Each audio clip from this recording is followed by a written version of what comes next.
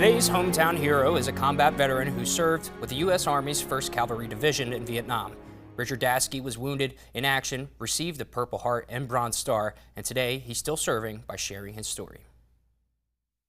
Richard Daseke grew up in Oshkosh and worked for United Airlines before being drafted into the Army in 1968. He thought his background would land him in an aviation job. Instead, he was sent to infantry school. And I went to work for United Airlines out in Chicago. And soon after I got with United, I received my draft notice. I went ahead and I stayed drafted just for the 2 years, because where else would the Army put me but in aviation?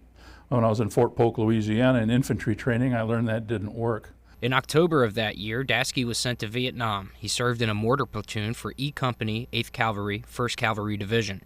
Missions took him into the jungle for days at a time, tracking enemy movement while trying to avoid detection. We would go out, set up in what we call an ambush posture along where we thought the enemy might be, and we'd watch at night, and we would try to observe if there was movement, and we would report the movement back if we did. We were too small of a team to actually engage them. If we engaged them, it would be because they walked into us, and we had to. On the morning of March 21st, 1969, just after turning 21 years old, Daseke's landing zone was attacked by a regular unit of the North Vietnamese Army. All of a sudden, we started to receive, we called them B-40 fire. They call them rocket-propelled grenades now, RPGs. Before I knew it, everybody around me was either gone or dead. Despite being alone and injured, Daseke crawled into a mortar pit and began firing illumination rounds into the sky, lighting up the battlefield for U.S. forces. And I didn't know what else to do. I couldn't see, so I went out to the mortar pit and I started shooting illumination rounds to light up the area.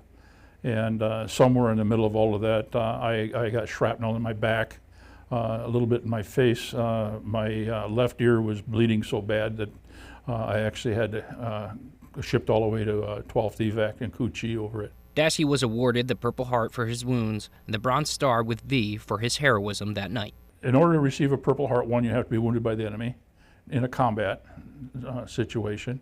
And number two, you have to have seen a medic, a doctor.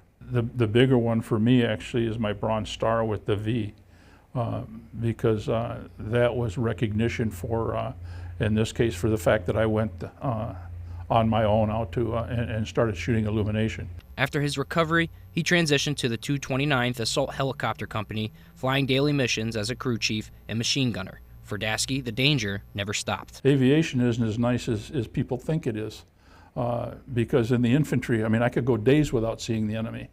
I mean, when you're in a firefight, it's pretty intense. But when you were flying, you got shot at every day, at least once every day. Daseke served through 1979, and today he's still active in veterans organizations, including a senior vice commander in the Military Order of the Purple Heart. Being the senior vice commander for the Military Order of the Purple Heart, and being where, for instance, I just got done with the National Convention and representing the state of Wisconsin in that was quite humbling. He's also committed to speaking with students and encouraging younger veterans to get involved. But the younger generation doesn't seem to be as interested in these types of associations.